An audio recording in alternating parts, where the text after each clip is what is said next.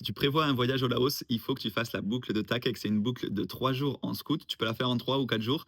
Tu prends ton scoot, toi-même tu conduis. Je t'ai fait une vidéo en fait pour t'expliquer comment ça se passe de A à Z, combien ça coûte, par où il faut passer, comment on t'organise tout ça et qu'est-ce que tu peux faire chaque jour. Donc je te laisse avec les vidéos. Si tu as des questions, n'hésite pas à les poser en commentaire ou à m'envoyer un petit message et je me ferai un plaisir de te répondre.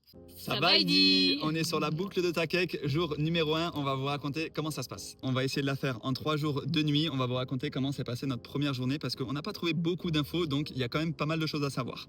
Première chose, nous on est arrivé de Vientiane en bus de nuit, on est arrivé à Takek à 2h du mat, évidemment il nous dépose un peu loin du centre, donc on prend un tuk-tuk pour aller dans le centre, pour aller jusqu'à notre auberge, la Casa. Pour vous donner un ordre d'idée, il fallait marcher 1 heure si on voulait atteindre notre auberge. Donc du coup, on a pris un tuk-tuk, c'était 100 000 par personne. Parce qu'à 2h du mat, un peu la flemme. Ouais. Mais du coup, bon, c'est un peu cher, mais on n'avait pas le choix. On arrive à notre auberge, c'est cool, à la Casa, c'est un Français qui tient et il a l'habitude de voir des gens partir sur la loupe. Du coup, il nous a donné ce matin une petite carte et en plus de ça, on peut faire un check-in tout seul. En fait, on a un code, on a choisi un lit. On s'est couché ce matin, on se lève. On a loué un scoot directement avec lui. Le scoot, on le loue combien déjà ? 230 par jour, 230 000, donc ça fait 690 000 les 3 jours. Sur les 3 jours, on teste le scoot, il nous donne les casques et ensuite on est parti pour l'aventure, tout simplement. On met de l'essence à Takek, on a mis le plein d'essence, on en a pour 100 000 à peu près. Et ensuite, c'est parti pour s'arrêter à plusieurs endroits. Il nous a donné une petite carte, mais en gros, on choisit plus ou moins les endroits où on veut s'arrêter. Il y a pas mal de caves, pas mal de grottes. En fait, si on regarde un peu la carte, il y a une grande ligne droite. Sur cette ligne droite, il y a plusieurs arrêts. Donc quand on passe en route, des fois, il y a des panneaux qui disent là, il y a cette cave, par exemple Buddha Cave. Par contre, il y en a d'autres où c'est pas indiqué, donc c'est à nous de prévoir un peu à l'avance, quoi. Ouais, pour le coup, c'est pas toujours évident. Bon, après, vous allez trouver, hein, mais nous, des fois, on fait avec la carte, des fois, on fait avec les panneaux, des fois, on fait avec Google Maps. Google Maps, ça fonctionne pas toujours. Là, on nous a parlé de Maps.me, donc on va essayer demain. On peut télécharger les cartes hors connexion. Et du coup, on a commencé par Buddha Cave. On arrive sur une petite grotte. C'est petit, hein, on paye notre parking 5 000 chacun. Ouais, 5 000. Donc ça fait pas grand chose, hein, ça fait 50 centimes, même pas. Enfin, 10 000 kips à deux, ça fait un peu moins de 50 centimes. Et on visite du coup la grotte qui est petite. C'est petit. Quand on est arrivé, il y avait 2 dames qui étaient en train de se recueillir. Donc bon, on peut pas trop faire de bruit non plus. Enfin, en fait, on rentre dans la grotte. C'est très bien, bon, je vais pas dire décoré quand même, mais. Ouais, c'est aménagé, on va dire. Ouais, voilà. Et ensuite, on a fait un petit tour de bateau. Il y avait un mec qui proposait un bateau. Pareil, on savait pas trop à quoi s'attendre. C'était 10 000 le bateau. On s'est dit bon, pourquoi pas. Parce qu'il parlait pas un mot d'anglais. C'était 10 000 chacun, mais on a fait 10 petites minutes de bateau. 10 minutes, mais c'était tellement calme. Franchement, reposant, on était sur une petite barque en bois. Que tous les on deux. Navigue avec le gars quand même qui ramait. C'est vrai. Et du coup, voilà pour le premier arrêt, Buddha Cave. Ensuite, on a roulé, je sais pas, une vingtaine de minutes. Ouais, 20-30 minutes. Et on était jusqu'à la dernière grotte. Hein. Ouais, on vous met quand même des images des routes. Soyez prudents parce que les routes, des fois c'est nickel, on peut rouler correctement. Des fois, il y a des nids de poules dans tous les sens, il y a de la poussière, il y a les camions qui te dépassent, qui te font des appels d'air de fou et du coup il y a de la poussière qui vole, t'en prends dans les yeux, etc. Mais ça se fait, franchement, si on est prudent. Oui, ça il faut être prudent. Quoi. Juste aujourd'hui, nous, il est particulièrement chaud là, on est au mois de mars, mais ça se fait. On arrive du coup sur la deuxième cave qui, pour le coup, est beaucoup plus grande, un peu plus touristique du coup, parce qu'on a croisé pas mal de monde. Et là, on a bu un smoothie, mais on a surtout visité la cave qui, franchement, est impressionnante. Après, c'est celle où il y a beaucoup de couleurs, en fait. Il y a des jets de lumière. Donc la grotte est assez colorée, on va dire. Et on est reparti. On a roulé quoi, une 30-40 minutes. On s'est arrêté dans un petit village, sur le bord de la route pour manger. Là, pour le coup, c'était un resto hyper local. Hein. Le menu était en lao. Les dames, elles parlaient pas anglais. On a demandé rice, noodles. Et voilà, on n'a pas cherché à faire plus que ça, on est allé chercher une bouteille d'eau et du coup il y avait que nous dans le resto, de la musique locale à fond. À savoir qu'il faut pas faire les compliqués parce qu'on en a pas vu 10 000 des restaurants, donc c'était l'heure de manger, on s'est arrêté. Au final c'était parfait, hein. Extrêmement bon, c'était pas cher et c'était sympa.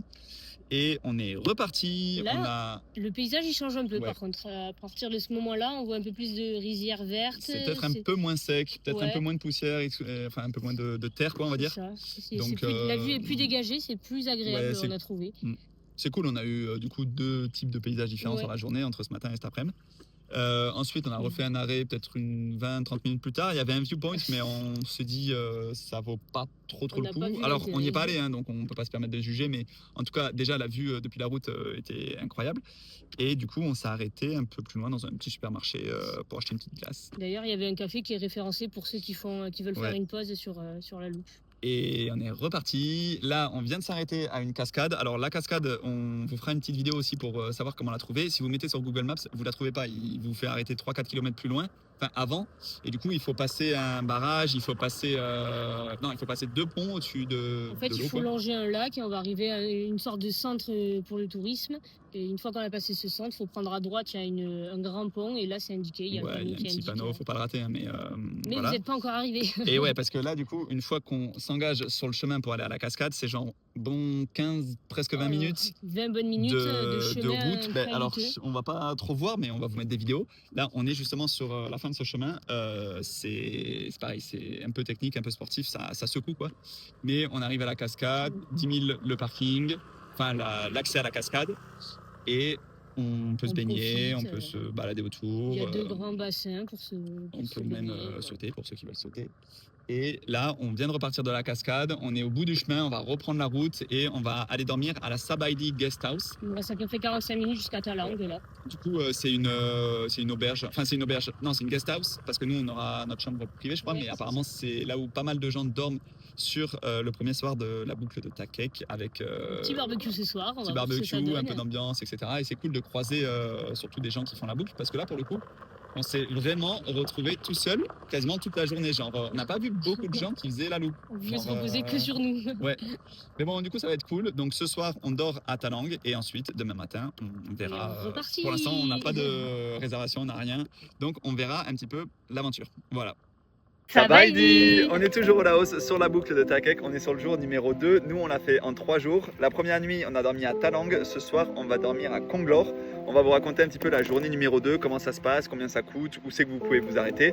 On est parti ce matin tout simplement de Talang, on était à la Sabaidi Guest House, on s'est levé vers 7h. 7h, on a pris le petit déj et ensuite on est parti à 8h à la fraîche. Et du coup il n'y avait personne sur la route. Ça c'était assez sympa parce que il y avait vraiment personne. Déjà qu'au Laos les routes c'est assez calme, elles sont sportives, hein. Franchement les routes elles sont en mauvais état, mais il n'y a pas trop de circulation donc ça c'est cool. Et encore pour vous rassurer, aujourd'hui on a quand même eu des belles routes. Ouais, franchement Comparé à hier. ouais, le premier jour sur la boucle de Takek je pense que c'est le plus dur.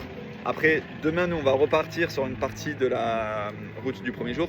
Mais en tout cas les routes aujourd'hui elles étaient sympas et les paysages aussi étaient Ouais, non, vraiment franchement très très cool. beau.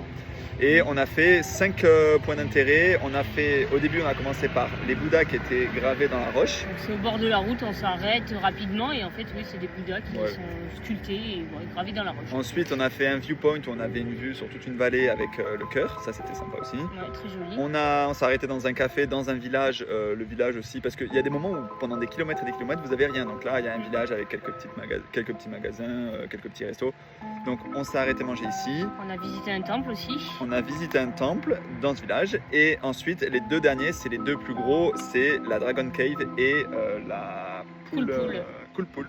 Dragon Cave, c'est une grotte, tu rentres dans une grotte. Alors il y a 3 endroits différents en Il fait. n'y a pas que ça en fait. Nous on a commencé, on a fait la grotte. Donc la grotte, en fait, c'est sympa parce que tu visites et il y a des fois tu es complètement accroupi parce que la grotte elle est basse et après c'est beaucoup plus vaste. Mais c'est super joli. Ce qui est cool dans la grotte, c'est qu'on rentre par un endroit, on ressort à un autre et du coup on n'est pas obligé de faire un aller-retour et du coup on sort, on peut faire un viewpoint, on a peut-être un quart d'heure de... On a marché un quart d'heure et après quand on était en haut on avait vu sur toute la vallée. Et quand on descend, là il y a un autre temple pareil dans la roche et du coup ça c'est les 3 endroits à la Dragon Cave. Et le dernier point d'intérêt qu'on a fait, c'est la Cool Pool.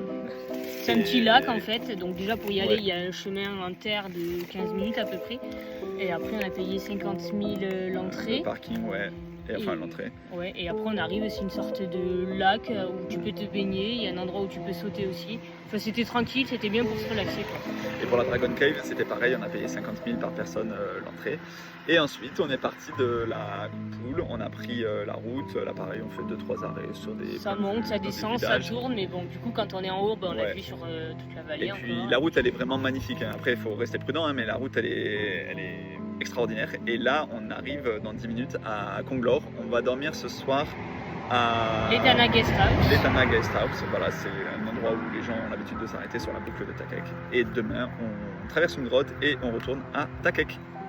Sabaidi. On vient de terminer la boucle de Takek en 3 jours. On va vous raconter comment s'est passé le jour numéro 3. Là, on est de retour à Vientiane, mais il y a quand même pas mal de choses à savoir pour le dernier jour de la boucle de Takek. Du coup, on s'est levé à côté de la Konglor Cave. On était dans une guest house. Ouais, c'était une guest house qui était vraiment à côté de l'entrée de la cave. Du coup, dès qu'on est parti vers 8h, 8h15, on est allé payer notre ticket de bateau pour traverser la Konglor Cave. Donc il y a différentes options. Nous, on a pris forcément celle qui faisait le trajet simple pour prendre le scoot dans le bateau et traverser directement Parce la grotte. que vous pouvez aussi faire l'aller-retour, juste visiter la grotte et après revenir avant la Konglor Cave. Et donc on a traversé, il y a à peu près 1 heure de traversée, il y a 2 fois où on s'arrête pour marcher un peu dans la grotte, il y a des petits éclairages, tout ça, c'est quand même assez impressionnant, c'est l'une des grottes les plus grandes perso Ouais. moi que j'ai vu de Oui, ma oui, vie, c'est les plus grandes, franchement c'est ouf. Et c'est un peu fun déjà, on met le scoot sur le bateau, on se dit comment on va traverser et au final pendant, il nous a dit 6 ou 7 km je crois. 7 km a fait la traversée. Ouais. Ouais. On est dans le noir, on a des frontales et on est dans le noir, on avance sur une petite barque. Et du coup, on ressort de l'autre côté C'est magnifique d'ailleurs, la sortie de la Ouais. grotte est magnifique. parce qu'il y a encore 5 minutes sur la rivière du coup pour rejoindre le petit village. Là, chose qu'on n'a pas faite mais que vous pouvez faire, je crois qu'ils vendent de l'essence ici, donc en bouteille, vous pouvez mettre de l'essence dans votre scoot si vous faites le même trajet que nous. En gros, si vous partez de la Konglor Cave, que vous allez reprendre la piste pour rejoindre la route principale et redescendre à Takek, mettez de l'essence parce que nous, on a pris un petit coup de stress parce qu'après, pendant des kilomètres et des kilomètres, il y a 0 station d'essence. Dans les villages, on n'a pas trouvé de bouteille d'essence, donc mettez-en dès que vous pouvez. Un local, il nous a dit qu'en fait, de là où est-ce qu'on est descendu de la grotte jusqu'à la route principale, il y avait à peu près 2 heures. Donc c'est 2 heures de chemin. Donc au début, la route, elle est pas mal. Elle est bien aplatie, il y a de l'espace et il y a personne. On était tout seul.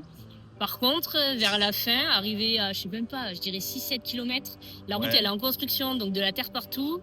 Et on a pris une averse. Et ouais, on a pris la pluie, du coup, anticipé quand même. Déjà, nous, on n'était pas trop équipés. Et surtout, comme c'est vraiment de la piste avec de la terre, des cailloux, du sable et tout, avec la pluie, c'était vraiment, vraiment casse-gueule. Mais du coup, on a essayé d'être hyper prudent. On est allé à 2 à l'heure. Donc, le trajet de 2 heures, on l'a peut-être fait plutôt en 3 Ouais, heures. 3 ou heures et plus, hein. demie.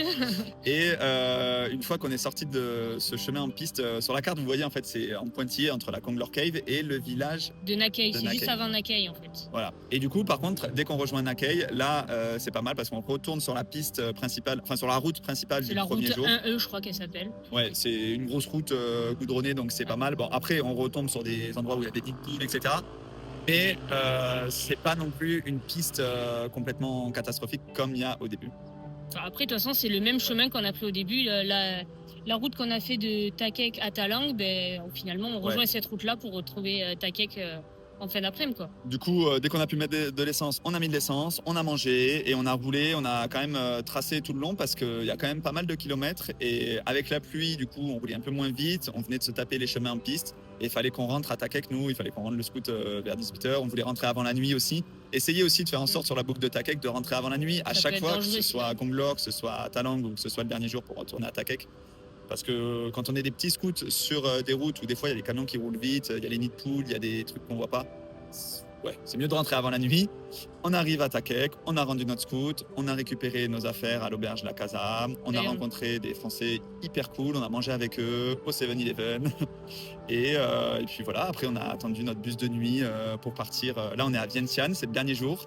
On a chopé notre bus de nuit et Bon, voilà. on vous conseille aussi de vous y prendre à l'avance parce que nous, on pensait trouver un tuk-tuk qui allait nous amener à la gare de bus. Au Ouais. final, on en a un peu galéré. On a marché pendant 10-15 minutes jusqu'à qu'il y ait une voiture qui s'arrête et qui nous amène gentiment à la gare. Et en plus, en arrivant à la gare, on prend les tickets. À la place de partir à 23h, le bus est parti à 22h. Ouais, c'est ce que nous avait dit le mec de la Casa. En gros, allez-y à l'avance parce que si le bus est là à l'avance, il part à l'avance. Et on n'a plus trouvé de tuk-tuk, donc on était parti pour y aller à pied, mais il y avait quand même plus d'1 heure de marche. Donc au final, on a fait du stop et c'était ok. Voilà, donc nous on n'a pas eu trop de chance sur le dernier jour de la boucle de Takek à cause de la pluie. Et puis de toute façon, le dernier jour, même s'il n'y avait pas la pluie, je sais pas si on aurait eu le temps de beaucoup s'arrêter dans les points d'intérêt qu'on n'avait pas fait à l'aller parce qu'il y a quand même beaucoup de kilomètres entre la Konglor Cave et le retour à Takek. Je sais qu'il y en a qui le font en 4 jours. Soit ils font la Konglor Cave et ils ressortent au même endroit et du coup après soit ils passent par la grande route, soit ils reprennent la route du début. Mais voilà, il nous faut 4 jours et nous, il fallait qu'on le fasse en 3 jours. Donc c'était quand même cool. Les paysages étaient incroyables. La grotte, elle était quand même magnifique, genre impressionnante. Pendant 1 heure, tu traverses une grotte dans le noir sur un petit ruisseau, c'est impressionnant. Mais j'avoue que la pluie, ça nous a un peu tué le dernier jour. De toute façon, on Mais en n'avait tout pas le cas, choix, nous on ouais, devait rentrer. On a fait avec la pluie, si vous êtes prudent, ça ça se se fait. passe bien. Voilà. En tout cas, c'était trop cool. Donc, on recommande la boucle de Takek. Et si vous avez des questions, ben, n'hésitez pas à nous les envoyer. On pourra répondre juste sur un partage d'expérience qu'on a fait, hein. On n'est pas passé partout, on s'est pas arrêté partout. On n'a pas pris toutes les routes non plus, mais on peut quand même vous partager Ce que notre nous on a expérience. fait en tout cas. Voilà. Donc, kiffez bien si jamais vous la faites et anticipez un tout petit peu.